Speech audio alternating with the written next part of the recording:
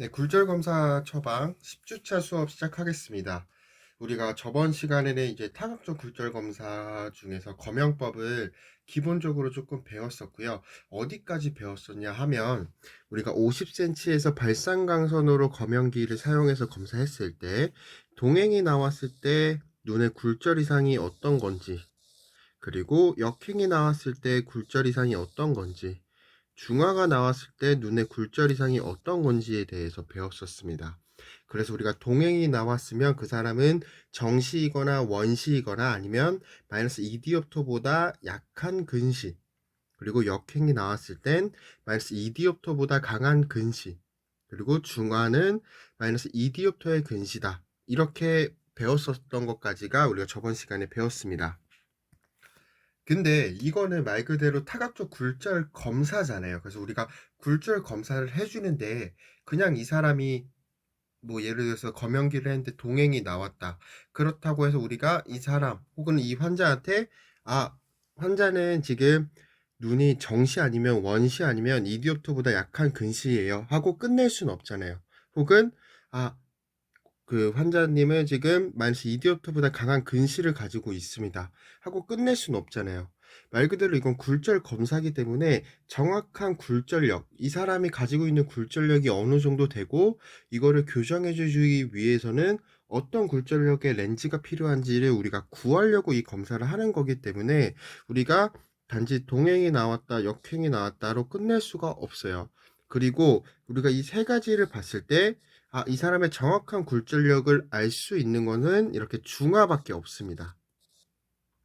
그렇죠? 여기까지 이해가 되셨으니까 우리가 이렇게 50cm에서 검사를 했을 때 동행이 나왔을 때 혹은 역행이 나왔을 때 중화가 나왔을 때 어떻게 해야 되는지에 대해서 이제 배울 거예요. 그래서 우리가 검영법에서 움직임을 관찰하면서 실제로 굴절 이상의 종류와 정확한 굴절 이상도를 판정을 하려면 어떻게 해야 되느냐. 이게 무슨 말이냐면 이 사람이 어느 정도의 굴절력을 갖고 있는지를 정확하게 알기 위해서는 우리가 어떻게 해야 될까요? 아까 보셨던 것처럼 이렇게 중화가 나와야 정확한 굴절력 값이 나와요. 그러니까 이 사람을 중화를 만들어 버리면 되는 거예요. 혹은 이 사람의 눈의 원점에서 내가 검사를 하면 거기서 중화가 되겠죠. 그런 식으로 이동법이 있을 거고 중화법이 있을 겁니다. 그래서 이거에 대해서 먼저 한번 알아보겠습니다. 먼저 이동법. 이동법은 말 그대로 우리가 이 검연기를 들고 검사하는 거리를 옮겨주는 거예요. 그래서 예를 들어서 역행이 나왔다. 역행이 나왔다는 건 이렇게 검사자와 환자 사이에 원점이 있다라는 거니까 검사자가 앞쪽으로 이동을 하는 겁니다. 어느 정도까지 이 사람의 원점이 있는 데까지 이동을 해서 이 사람의 중화점을 찾아서 그 거리를 계산해서 이 사람의 눈의 굴절 이상을 알아내는 방법입니다. 근데 아무래도 이제 병원이나 안경원에서는 정확한 거리를 구하기도 힘들 뿐더러 그 공간의 제약이 있기 때문에 이 이동법은 그렇게 많이 사용되진 않습니다. 그래서 이 이동법의 원리는 중화되는 이 환자의 원점으로 내가 이동을 하면서 이 사람의 중화점이 어딘가, 원점이 어딘가를 체크하는 게 이 이동법입니다. 반대로 이제 서로 움직이지 않은 상태에서 하는 게 이 중화법이에요. 이 중화법이 사실은 가장 시험도 많이 나오고 이 검영기를 사용하는 이 타각적 굴절 검사의 가장 포인트입니다.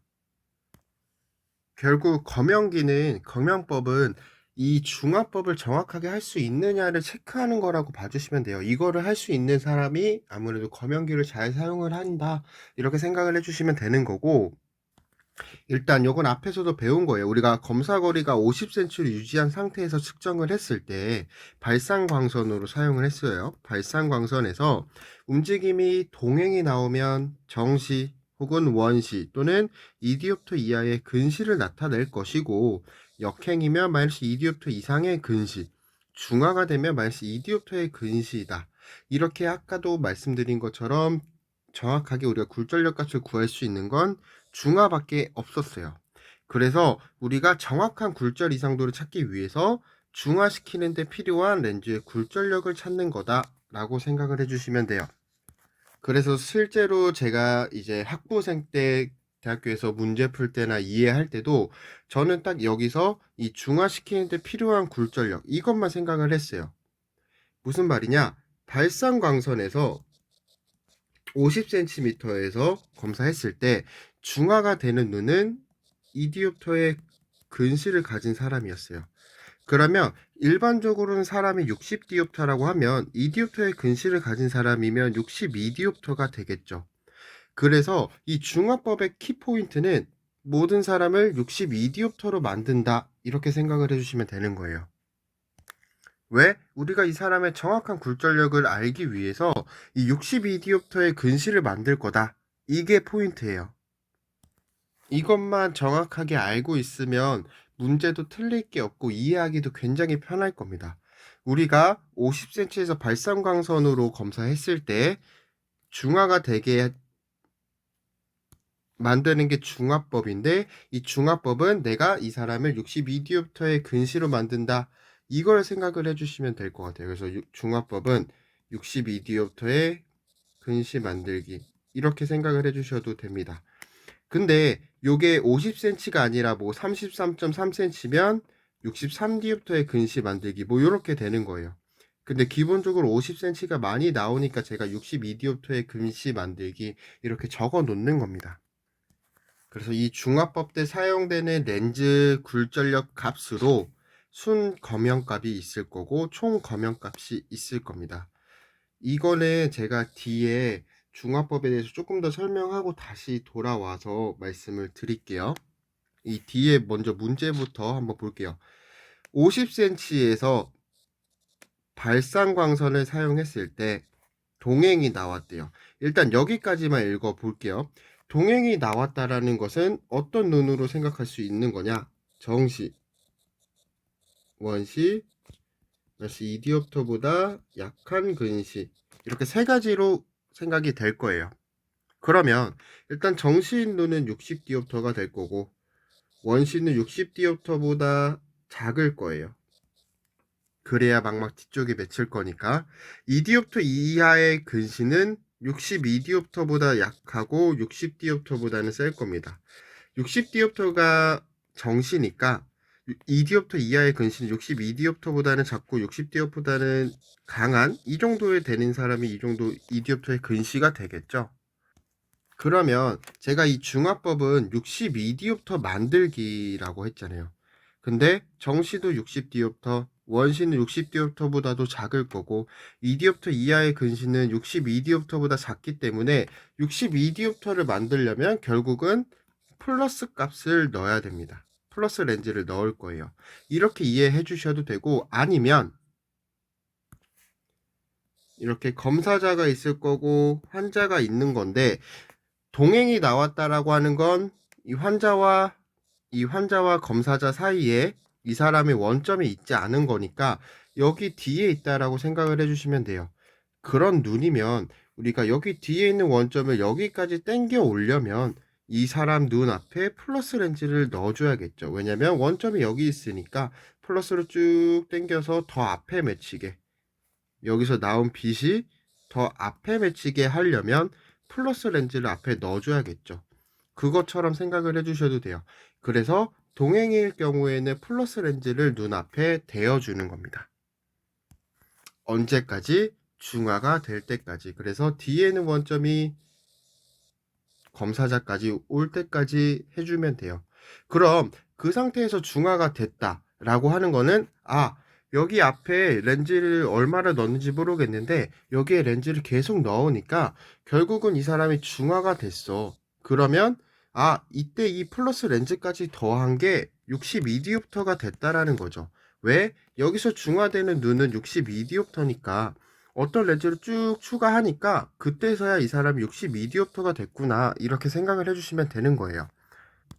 근데 이 사람이 플러스 0.50 렌즈를 넣었는데 중화가 됐대요.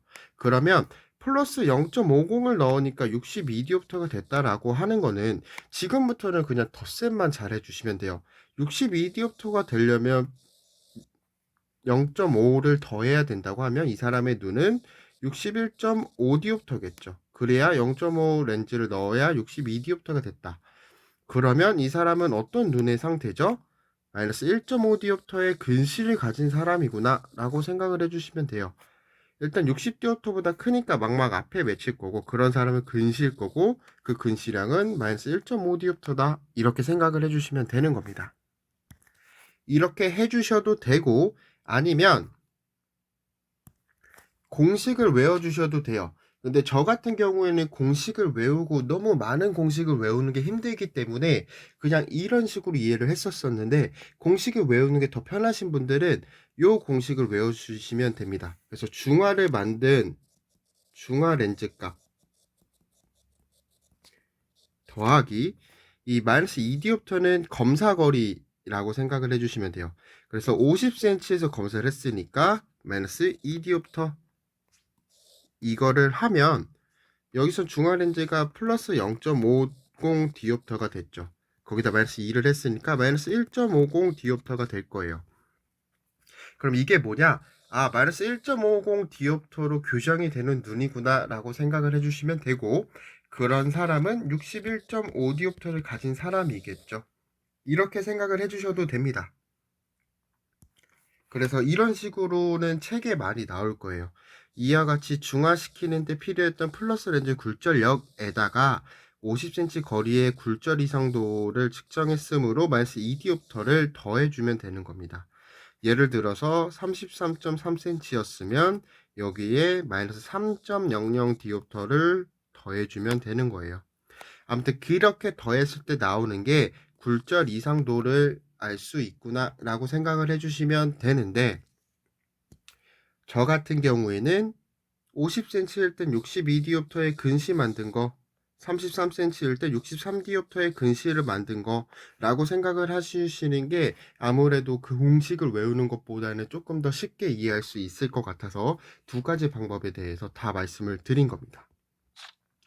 그래서 검영법의 목적은 중화시키는 데 필요한 렌즈를 피검자의 눈에 대어서 피검자의 눈에서 나오는 광선이 인위적으로 원점을 검사거리인 50cm에 위치시키는 거.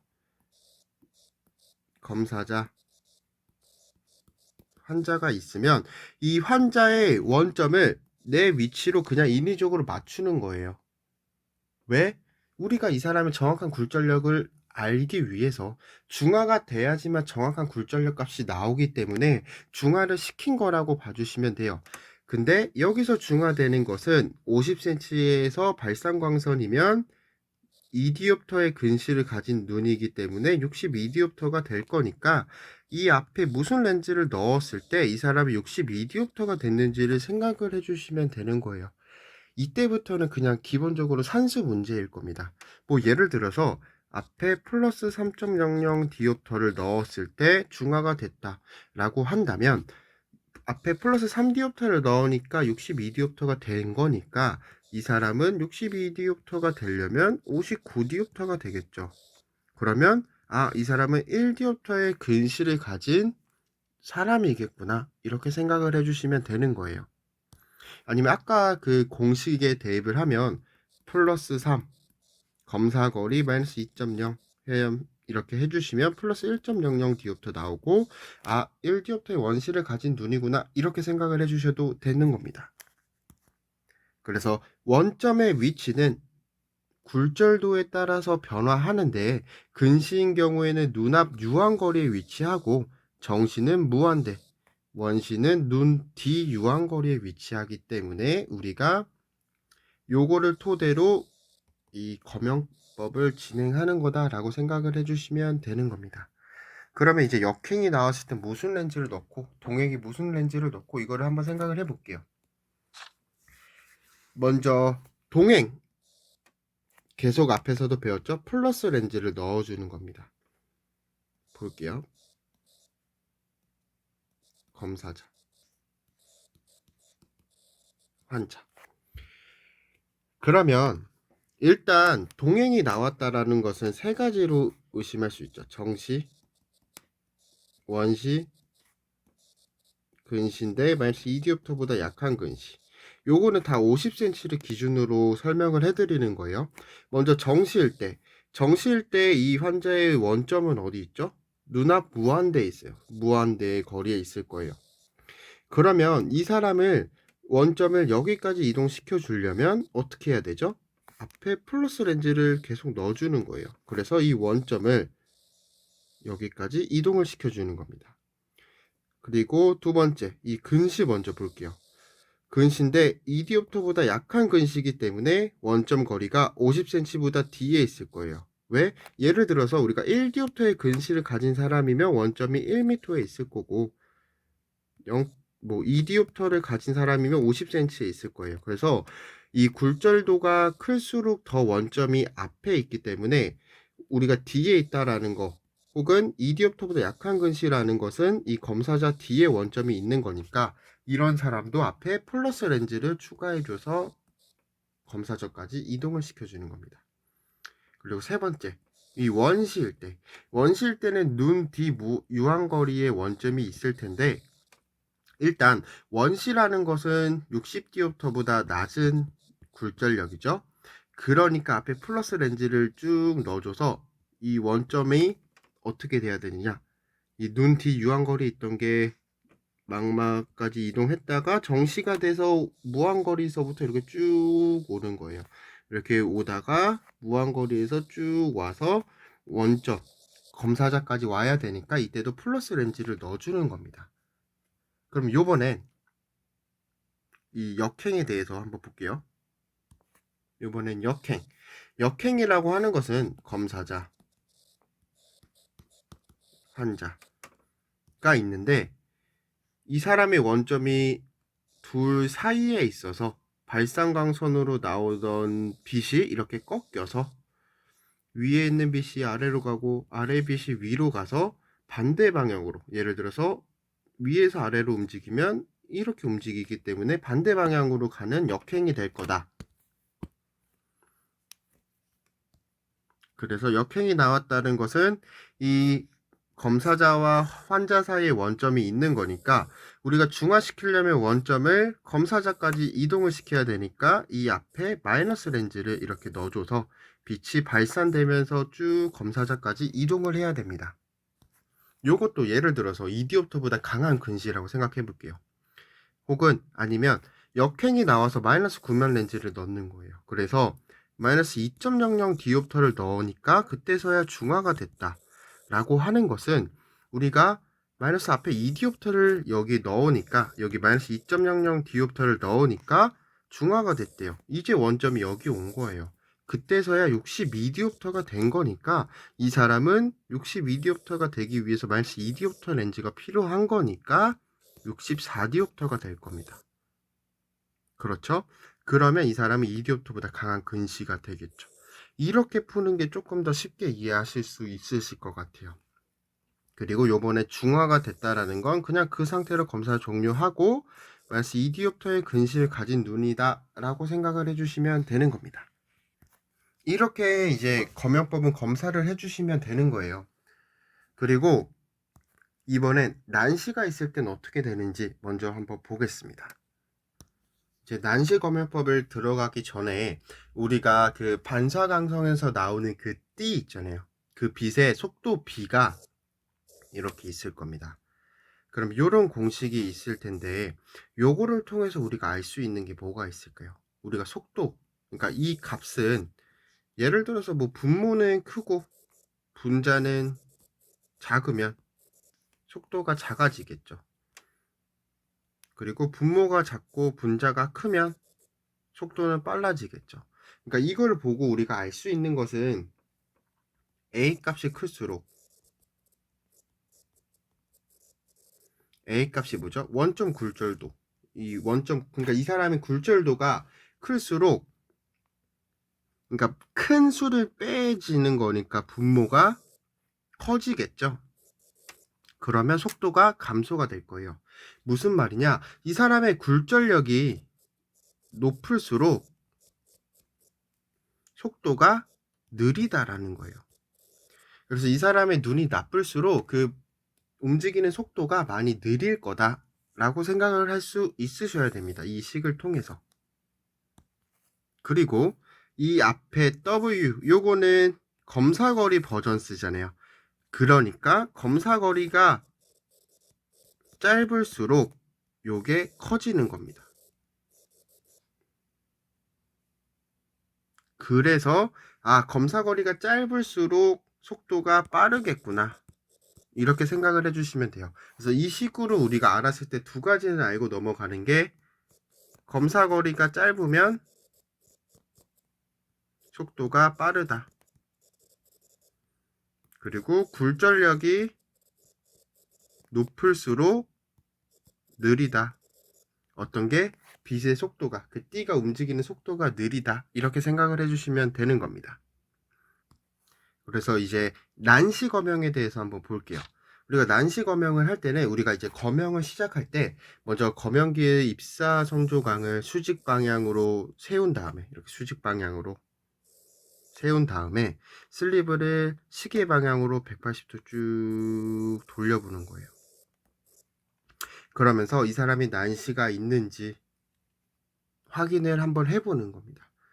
근데 우리가 이렇게 시계 방향으로 180도를 돌리는데 어긋남 현상이나 스큐 현상이 발견이 되면 이 사람은 난시가 있구나 라고 파악을 해야 되는 겁니다. 그럼 여기서 궁금한 건, 어긋남 현상이 뭐고 스큐 현상이 뭔데? 라고 얘기를 할 수 있는 거잖아요. 먼저 이 어긋남 현상은 입사 선조강과 망막 반사 선조강이 이렇게 수직하지 않는 거예요. 그래서 여기 보시면 요거, 이 파란 부분이 입사 선조강이에요.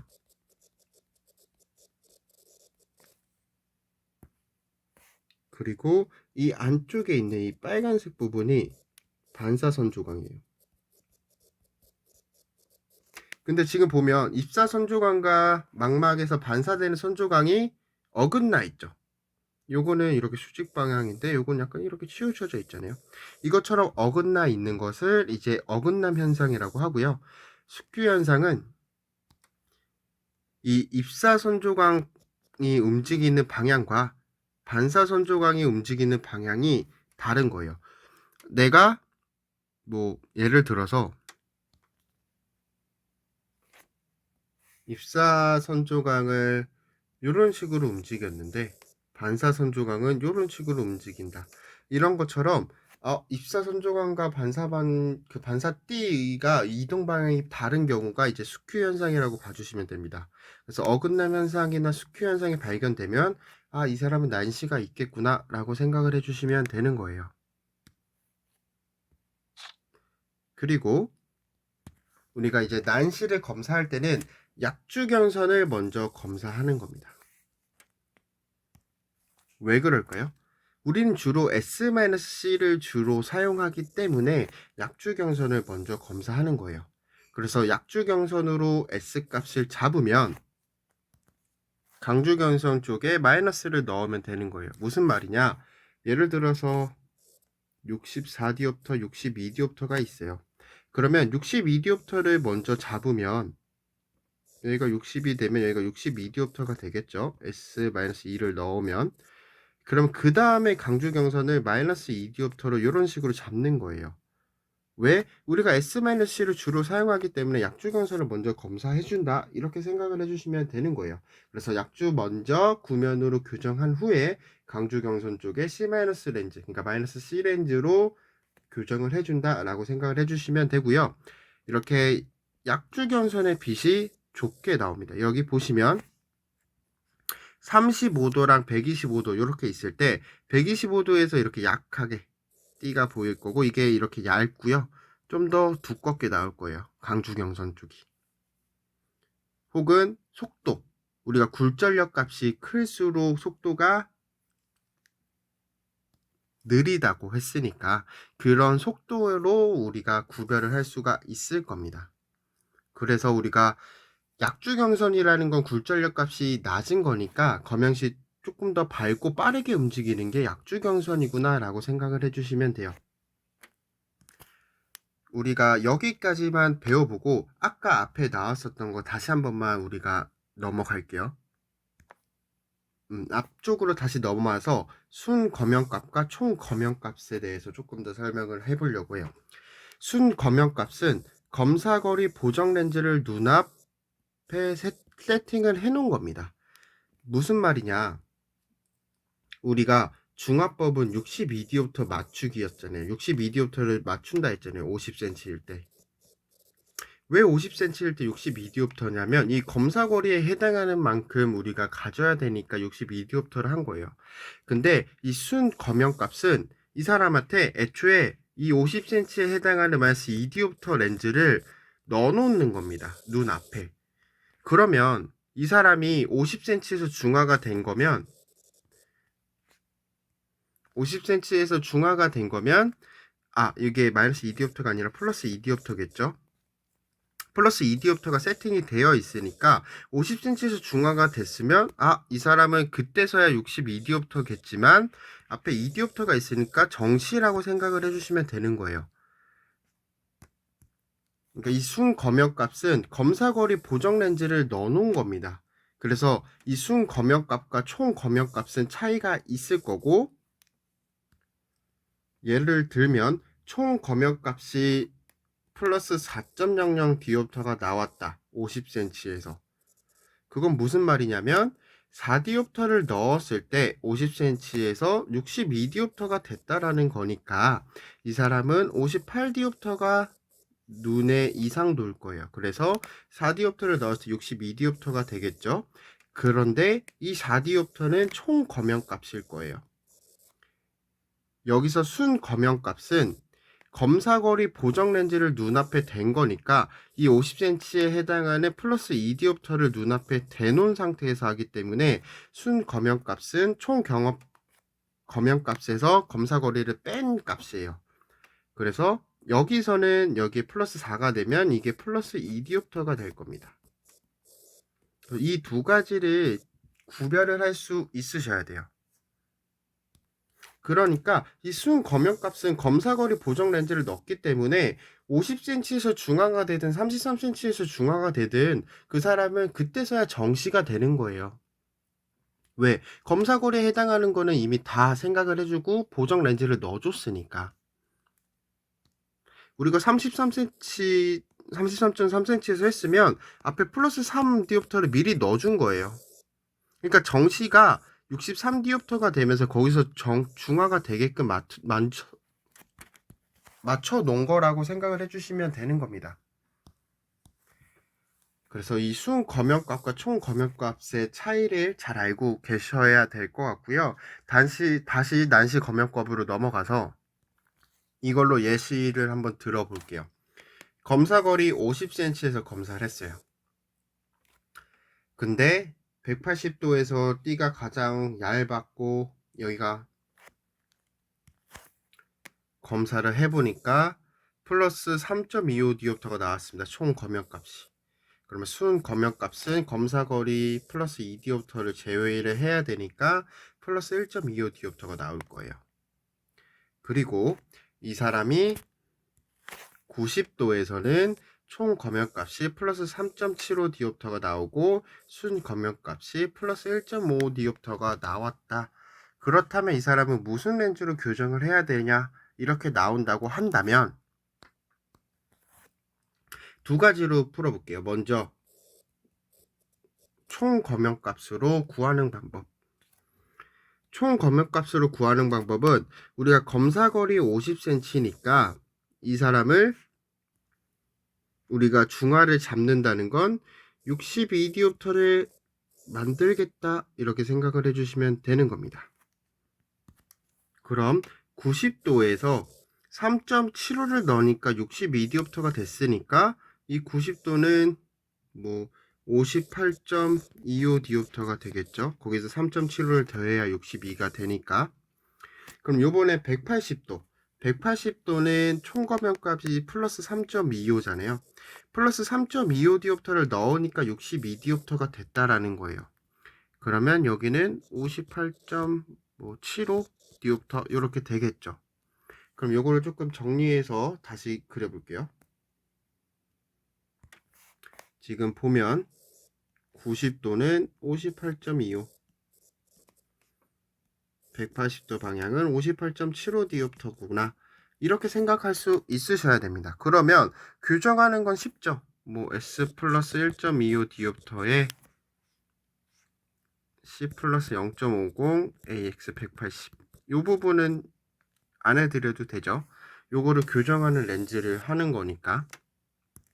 그리고 요걸 표기 전환하면 뭐 플러스 1.75 디옵터에 C-0.50 AX 90 뭐 이렇게 될 거니까 요거는 더 안 할게요.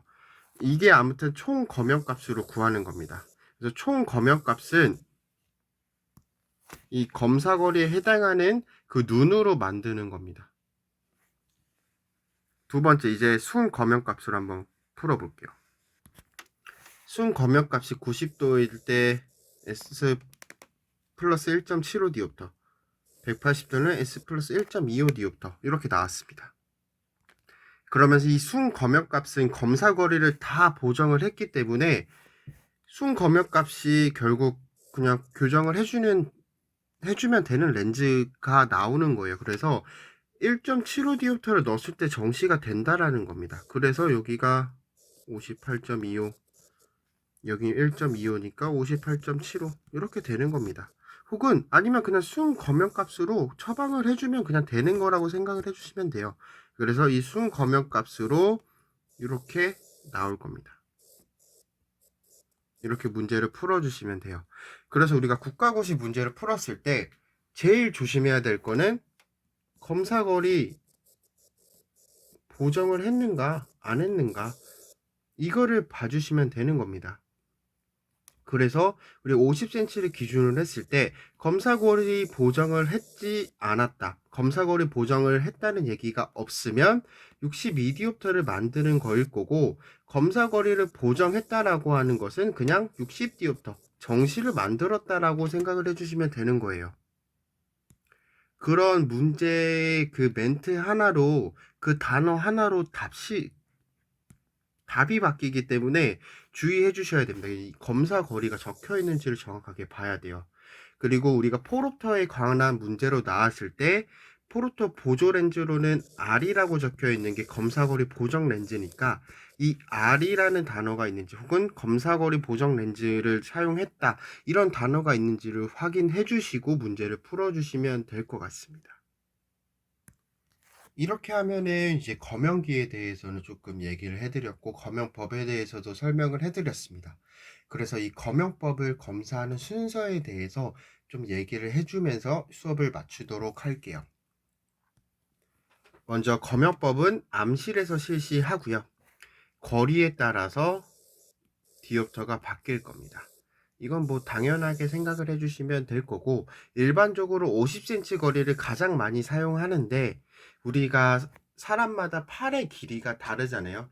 우리가 검연기를 검사하는 사람이 들고 그 앞에 판부렌즈를 그 사람 눈앞에 대줘야 되기 때문에 그 사람의 팔 길이에 따라서 개인마다 디옵터가 좀 다를 거예요. 뭐 예를 들어서 어떤 사람은 팔 길이가 1m다 라고 하면 그 사람은 중화되는 게 1디옵터가 될 거고, 마이너스 1디옵터가 될 거고, 어떤 사람의 팔 길이가 20cm다 라고 하는 것은 5디옵터가 될 거예요, 마이너스. 그러니까 요거를 개인마다 다를 수 있는데, 일반적으로 문제로 나오는 건 50cm가 많이 나오고, 일반적인 사람도 50cm를 많이 사용한다 이렇게 생각을 해주시면 되고요.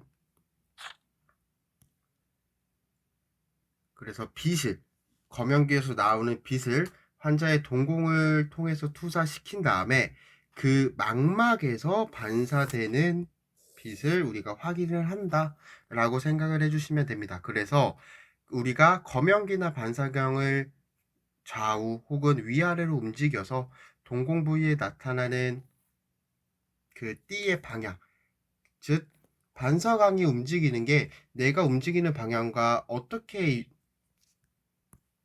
움직이는지를 비교를 해서 이 사람의 눈의 굴절 이상도를 미리 파악을 한다 이렇게 생각을 해주시면 되는 겁니다. 그리고 여기서 중요한 건 우리가 선조광을 이렇게 놔뒀어요. 180도 방향으로 놔뒀으면 요거를 위아래로 움직일까요? 아니면 좌우로 움직일까요? 당연히 빗띠를 이 수평 방향으로 놨으면 수직 방면을 검사하는 걸 거예요. 왜냐? 수평 방향인데 좌우로 이런 식으로 움직이면 그게 동행인지 역행인지 파악하기가 굉장히 어려워요. 그렇기 때문에 이렇게 수평 방향을 수직으로 이렇게 움직이면서 해주시는 겁니다. 요거는 제가 안광학기기 때도 배웠을 거니까 이렇게 한 번만 얘기해 드리는 거예요. 정리해서 말하면 선조강의 방향은 검사하려는 경선 방향과 서로 수직이 된다. 이거는 기본적으로 알고 있어야 됩니다. 혹시 모르니까 하나 적어 드릴게요. 선조강 방향과 검사하려는 경선 방향은 수직이다. 이거는 알고 계셔야 돼요. 이렇게 해서 우리가 검사를 해주는데 이게 동행이 나타나거나 역행이 나타나면 이 사람의 눈의 상태가 어떤 건지를 파악할 수 있으셔야 되고 중화를 만들어야 된다. 이렇게 생각을 해주시면 될 것 같습니다. 그래서 먼저 동행이 나왔다라고 하면 앞에 이제 플러스 렌즈를 넣어주는 거예요. 그리고 동행이 나왔으면 이 사람의 눈에 예상되는 굴절 이상은 2디옵터 이상의 근시 혹은 정시 아니면 원시이니까 앞에 플러스 렌즈를 넣어주는 거예요. 그래서 판무 렌즈를 플러스 025 우리가 이렇게 판무 렌즈가 생겼다 했잖아요. 렌즈가 쭉 있는데 플러스 025, 플러스 050, 플러스 075, 플러스 1.0 이걸로 움직이면서 중화점을 찾아주는 겁니다. 그래서 플러스 렌즈를 굴절력을 쭉 높여서 중화점을 찾는 거다. 그러면 어느 순간 중화가 됐다가 역행으로 다시 바뀌겠죠. 그러면 그 점을 확인을 해서 중화점을 찾으면 되는 겁니다. 그럼 이번엔 역행이 나왔다고 하면 요번에는 역행이 나왔다고 하는 거는 이거 다 발상광선을 기준으로 얘기하는 거예요. 발상광선일 때 역행이 나왔다고 하는 것은 환자와 검사자 사이에 그 환자의 원점이 있는 거니까 그 원점을 검사자까지 뒤로 미루어야 되기 때문에 마이너스 렌즈를 쭉 올려주는 겁니다. 그리고 환자와 검사자 사이에 원점이 있다라고 하는 것은 이디옵터보다 강한 근시를 가진 사람일 거구나 라고 생각을 해주시면 되는 겁니다. 우리가 지금 말씀드리는 건 다 50cm에서 발상광선일 때예요. 수렴은 반대로 생각해 주시면 됩니다. 수렴은 애초에 꺾여서 나오는데 사이에 있으면 동행이 나오겠죠. 왜냐면 애초에 꺾이는데 한 번 더 꺾이는 거니까. 예를 들면 위에 있는 게 한 번 꺾여서 아래로 나오는데 또 한 번 꺾이면 위로 올라가잖아요. 이렇게 되는 거니까 이때는 동행이 나올 거예요. 수렴일 때는. 그래서 수렴이든 발산이든 사이에 있었을 때 한번 꺾이고 이렇게 나온다고 생각을 해주시면 크게 어렵지 않으실 겁니다. 그래서 중화점 렌즈 굴절력에서 이디옵터를 빼면 실제 눈의 굴절 이상도가 된다. 이렇게 생각해 주셔도 되고 혹은 그냥 62디옵터를 만든 그 중화점 렌즈를 통해서 이 사람의 눈의 굴절력을 파악을 해도 될 겁니다. 그래서 수평경선 방향과 수직경선 방향의 중락점이 각기 다르면 난시가 있으므로 두 경선의 굴절력을 각각 검사하고 산출하면 됩니다. 뭐 예를 들어서 180에서 마이너스 4디옵터 이때 중화가 돼서 굴절력 값이 나왔고 수직이 플러스 뭐 마이너스 3.00디옵터 이렇게 나왔다고 하면 두 개가 난시가 있어서 이렇게 굴절력 차이가 나는구나 라고 생각하고 문제를 풀어주시면 되는 거예요. 그래서 이 수평에 마이너스 4디옵터가 나왔다고 하면 마이너스 4디옵터를 넣었을 때 62디옵터가 된 거니까 그 사람의 수평은 66디옵터가 될 거고 수직은 3디옵터를 넣었을 때 62디옵터가 된 거니까 여기는 63디옵터가 되겠죠. 이런 눈이 있구나. 3디옵터를 넣었을 때 62가 되는 거니까 65디옵터가 되겠죠. 65랑 66디옵터를 가진 눈이구나 라고 생각을 해주시면 되는 겁니다. 그리고 이 선주형 검사 그 빗띠가 이렇게 대각선으로 나온다라고 하는 것은 산한시가 있다라고 생각을 해주시면 되고 이 슬리브를 회전시켜서 이거를 맞춰주면 돼요. 띠 방향으로 같이 맞춰줘서 검사를 해주시면 되는 겁니다. 그리고 예를 들어서 여기가 45도라고 하면 반대는 135도를 검사해주면 되겠죠. 그 얘기가 주경선이 되고 그 주경선의 90도가 되는 경선이 또 다른 주경선이 된다라고 하는 겁니다. 45도 방향으로 나왔으면 다음은 135도를 검사해준다. 이런 식으로 생각을 해주시면 되는 거예요. 근데 우리가 국가고시에서는 어떤 식으로 많이 나오냐, 검연기가 이 앞모형통으로 많이 나와요.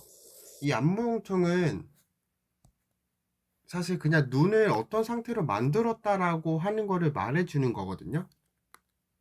그래서 이 앞모형통의 뒤통 눈금을 마이너스 2디옵터로 마이너스 2로 맞췄다라고 하는 것은 S-2디옵터로 교정될 근시로 만드는 거예요. 그래서 마이너스 2를 넣었을 때 60이 된다라고 생각을 해주시면 되고, 뒤통 눈금을 마이너스 2로 했다라는 것은 그 사람을 62디옵터로 만들었다라고 생각을 해주시면 돼요. 그런데 렌즈 받침대에 플러스 2디옵터 렌즈를 넣는 것은 어떻게 되느냐? 요거는 그냥 우리가 그렇게 생각을 해주시면 돼요. 이런 눈이 있어요. 그 앞에 플러스 2디옵터를 렌즈를 놔뒀으면 어떤 눈이 됐겠어요? 이 사람은 60디옵터일 텐데 정시이면 앞에 플러스 2를 놨으니까 62디옵터를 만들었겠구나 라고 생각을 해주시면 돼요. 그래서 이 렌즈 받침대에 올라가는 렌즈는 그냥 더해주면 그 사람의 눈의 굴절력이 나오는 거고, 이 뒤통 눈금은 좀 생각을 해주셔야 돼요. 그래서 뒤통 눈금이 마이너스 2라고 하는 것은 마이너스 2디옵터를 교정을 해 눈을 만들었다라고 생각을 해주시면 되는 겁니다. 그래서 앞에 놓는 렌즈 받침대에 넣었을 때는 어떻게 되는지 이런 거를 조금 구별을 할 수 있으셔야 되고, 렌즈 받침대에, 그러니까 앞쪽에 렌즈를 넣는 거는 그냥 그대로 더해주면 돼요. 그래서 렌즈 받침대에 예를 들어서 마이너스 2.0 디옵터를 놔뒀다라고 하는 것은 그 사람이 이 앞모형통은 기본적으로 60 디옵터일 텐데 앞에 마이너스 2디옵터를 놔둔 거니까 58 디옵터를 만들었구나 라고 생각을 해주시면 되는 겁니다. 그리고 그 뒤통 눈금은 어떻게 되어 있는지를 보면 되는데, 뒤통 눈금이 마이너스 2로 되어 있다라는 것은 2디옵터의 근시를 만든 거다, 2디옵터로 교정이 되는 눈을 만든 거다 라고 생각을 해주시면 조금 편하실 겁니다. 그래서 이 두 가지가 조금 헷갈리니까 요거는 외워주셔야 돼요. 그래야 눈을 어떤 상태로 만들었는지가 알 수 있는 겁니다. 그래서 여기까지만 이해를 해주시면 이제 그 타각적 굴절 검사, 특히 검연기 부분은 헷갈릴 게 없다라고 생각이 드시거든요. 그래서 한번 수업을 들어주시고 다음 시간에 제가 한 10분에서 10분 정도 정리를 하면서 얘기를 해드릴 때 혹시 이해가 안 되거나 어려운 게 있으시면 물어봐 주셔도 되고, 아니면 실습할 때 저한테 물어봐 주시면 제가 조금 더 설명을 해드리도록 하겠습니다. 수고하셨습니다.